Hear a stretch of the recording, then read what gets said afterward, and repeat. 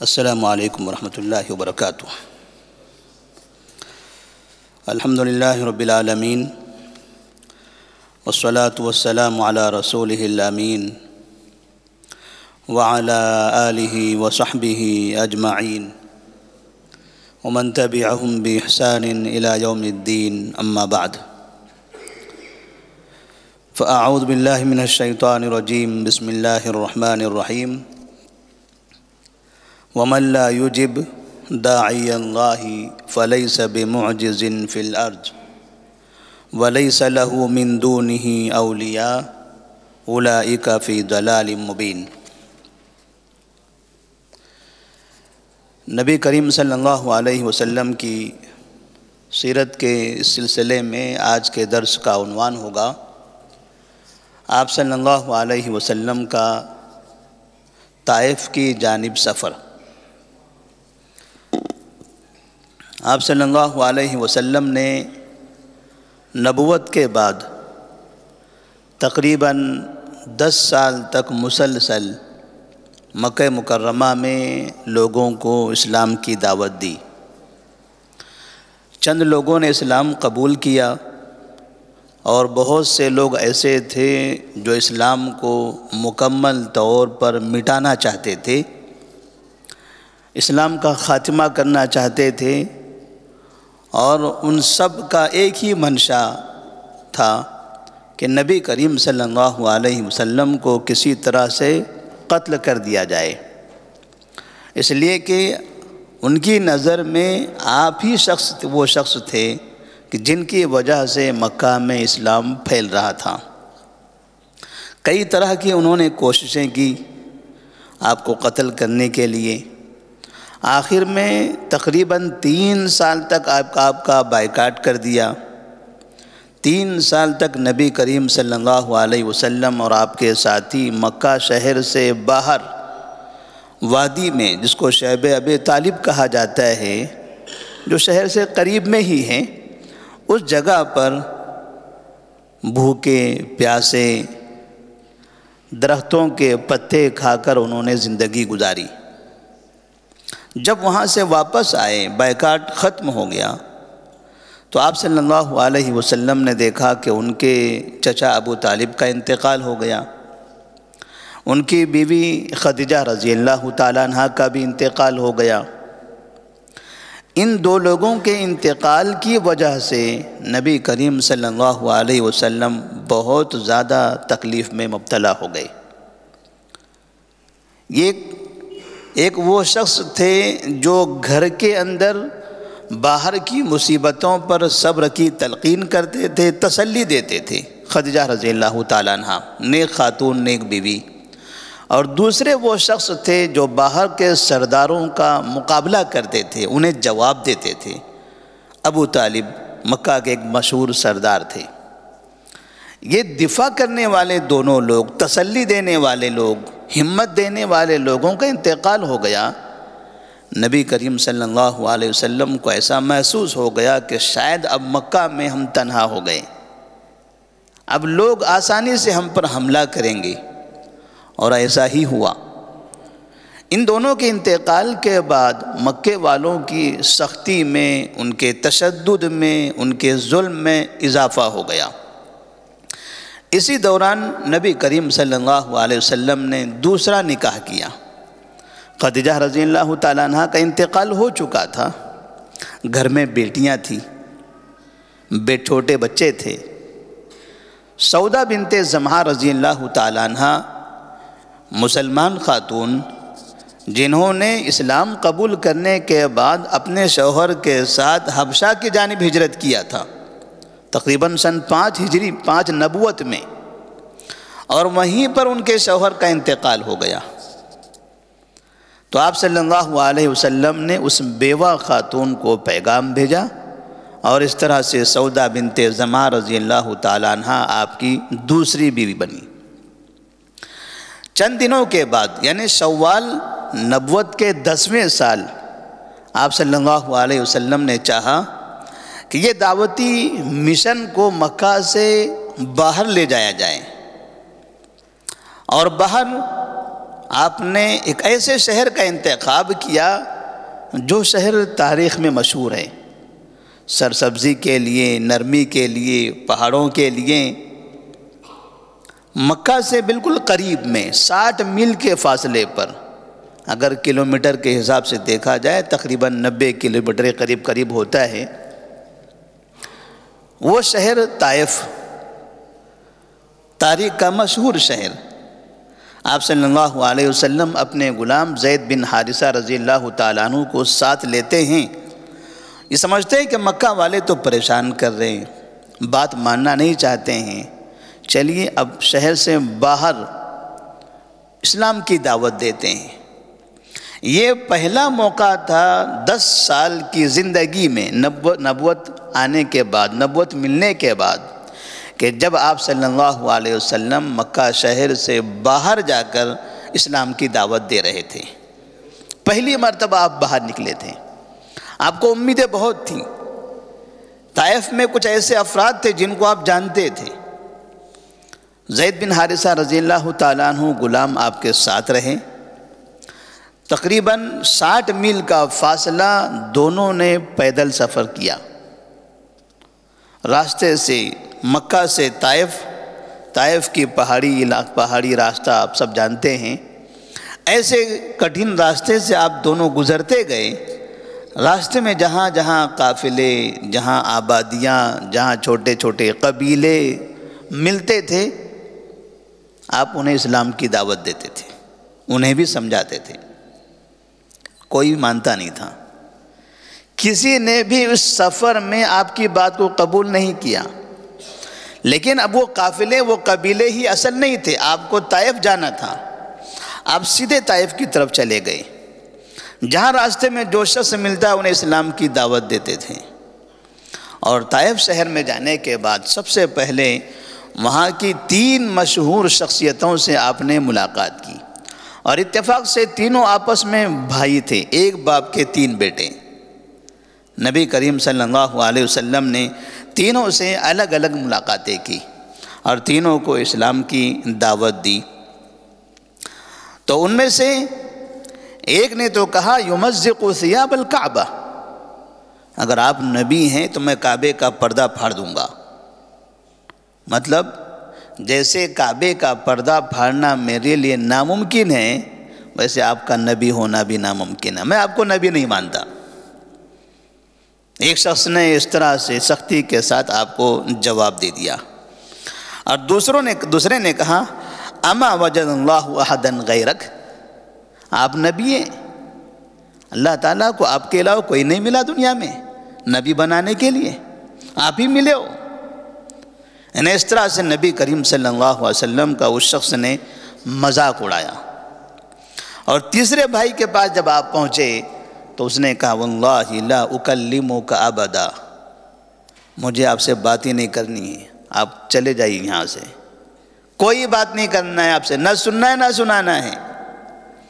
اتنی بے توجہی اور اتنی بے رغبتی لوگوں کے دلوں میں، لوگوں کی نظر میں نبی کریم صلی اللہ علیہ وسلم کی باتوں سے اتنی نفرت، کوئی بات نہیں کرنی ہے آپ سے، چلے جائیے، میں نہیں سننا چاہتا ہوں آپ کی، آپ کون ہیں، کہاں کے ہیں، کیا بولنا چاہتے ہیں، مجھے کوئی مطلب نہیں، چلے جائیے یہاں سے۔ سید المرسلین صلی اللہ علیہ وسلم اتنا لمبا سفر طے کر کے طائف آئے تھے اس امید کے ساتھ کہ یہاں کے لوگ آپ کی بات کو قبول کر لیں گے، لیکن وہاں آپ کو اس طرح کا جواب ملتا ہے۔ آپ صلی اللہ علیہ وسلم پھر بھی مایوس نہیں ہوتے، آپ شہر کے اندر تقریباً 10 دن گزارتے ہیں۔ ان 10 دنوں میں الگ الگ لوگوں سے ملاقات کر کے آپ انہیں دعوت دیتے رہتے ہیں۔ کسی بھی جگہ پر کہیں پر بھی آپ کو کوئی کامیابی نہیں ملی، ایک شخص نے بھی آپ کی بات کو قبول نہیں کیا۔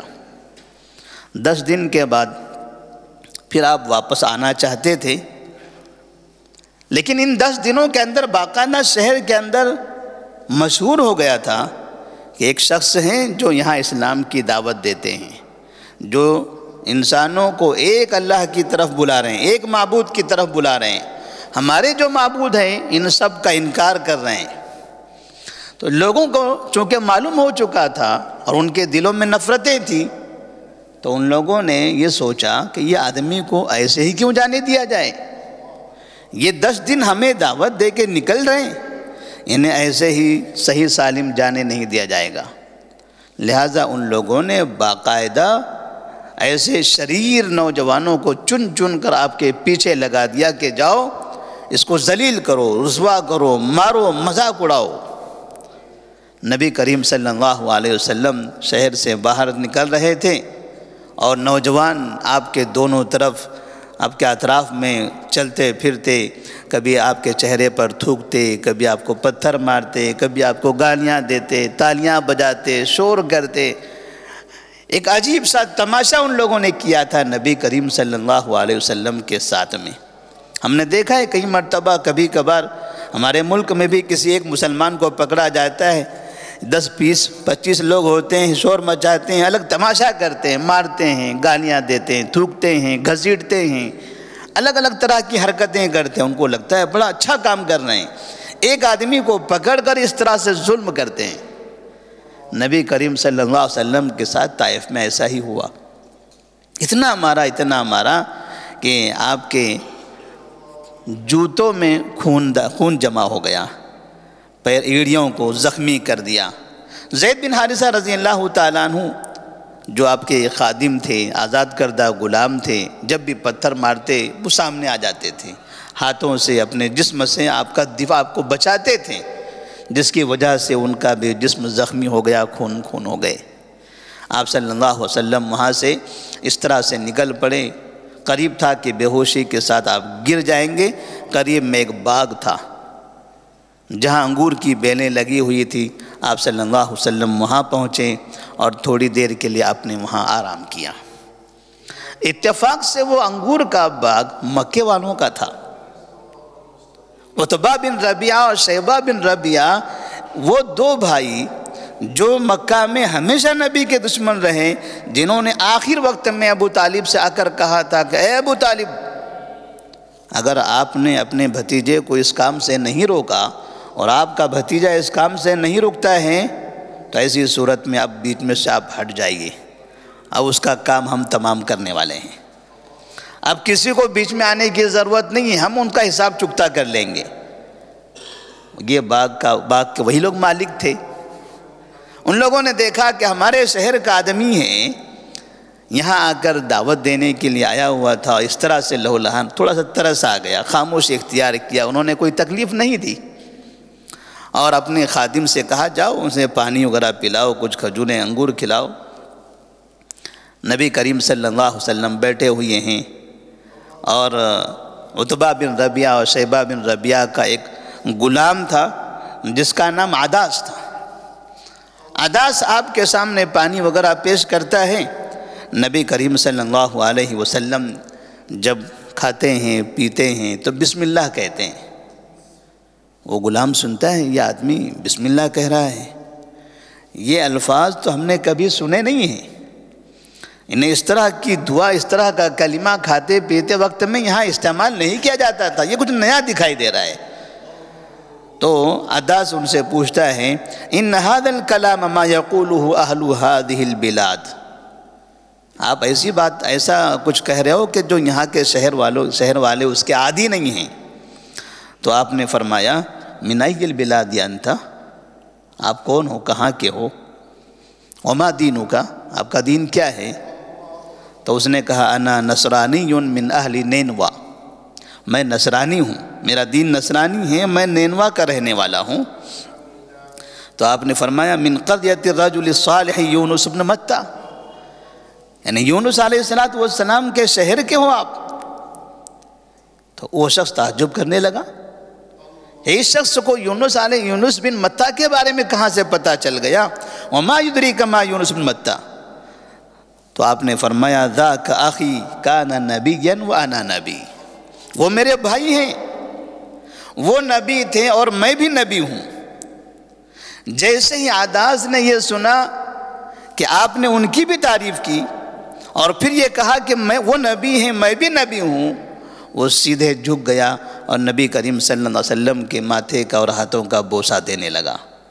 عتبہ بن ربیعہ، شیبہ بن ربیعہ اپنے باغ میں بیٹھے ہوئے ہیں، انہوں نے اپنے غلام کو بھیجا ہوا ہے کہ جاؤ اس شخص کو کچھ کھلاؤ پلاؤ، اور جب غلام ان کا جھک کر ان کے چہرے کا، ان کے پیشانی کا، ان کے ہاتھوں کا بوسہ دینے لگا، وہ لوگ تعجب میں پڑ گئے، یہ کیا ہو گیا؟ ہمارا غلام وہاں جا کر ان کو بوسہ دے رہا ہے۔ تو جیسے ہی واپس آئے تو دونوں نے کہا کہ ایسا کیوں کیا آپ نے؟ ایسا لگا کہ شاید تمہارے اوپر بھی اس کا اثر ہو گیا۔ نبی کریم صلی اللہ علیہ وسلم نے تھوڑی دیر وہاں گزاری اور پھر اس کے بعد وہاں سے مکہ کی طرف چل دیے۔ آپ صلی اللہ علیہ وسلم جب جا رہے تھے، قرن المنازل جو ابھی طائف سے نکلنے والوں کا میقات ہے، جہاں سے احرام باندھتے ہیں، بلکہ باقاعدہ اب ہندوستانیوں کا بھی میقات وہی ہے۔ ہندوستان کی جو جہازیں ہیں اب پہلے جدہ ہو کر جاتی تھی، اب باقاعدہ طائف کے اوپر سے ہوتے ہوئے جاتی ہے، اس لیے کہا جاتا ہے قرن المنازل پہنچنے سے پہلے سب احرام کی نیت کر لو۔ تو اس جگہ پر پہنچے تھے کہ وہاں پر جبرائیل علیہ السلام آئے اور انہوں نے کہا، اے محمد صلی اللہ علیہ وسلم، میرے ساتھ پہاڑ کا فرشتہ ہے اور وہ آپ کو سلام کر رہا ہے۔ پہاڑ کے فرشتے نے سلام کیا اور پھر کہا کہ وہ آپ سے اجازت مانگ رہا ہے کہ اگر آپ اجازت دے دیں تو 2 پہاڑوں کے درمیان میں مکے والوں کو پیس کر رکھ دیں۔ مکے والوں کو 2 پہاڑوں کے درمیان مکے والوں کو پیس کر رکھ دیں۔ اخشبین، حدیث میں اخشبین کا لفظ استعمال ہوا ہے۔ اخشبین مکے کے شمال اور جنوب میں 2 پہاڑوں کے نام ہیں۔ نبی کریم صلی اللہ علیہ وسلم سے یہ کہا گیا تھا، اس لیے کہ آپ صلی اللہ علیہ وسلم اپنے شہر سے پریشان ہو کر طائف آئے تھے، ان کی وجہ سے یہاں آنا پڑا اور یہاں آ کر اس طرح سے آپ کو تکلیف ہوئی۔ بہت سے لوگ طائف کے بارے میں کہتے ہیں کہ طائف والوں کو پیس کر رکھ دیں۔ صحیح بات یہ ہے کہ اس حدیث میں مکے کا تذکرہ ہے۔ مکہ کے شمال اور جنوب کے درمیان دو پہاڑ ہیں، ان 2 پہاڑوں کے درمیان مکہ کی آبادی ہے۔ مکہ شہر کی جو آبادی ہے 2 پہاڑوں کے درمیان، اخشبین 2 پہاڑوں کے درمیان، اور ان 2 پہاڑوں کے درمیان کو اس کو پیس دیا جائے تو مکے والوں کے بارے میں ہے، جبکہ طائف کی آبادی 2 پہاڑوں کے درمیان نہیں تھی۔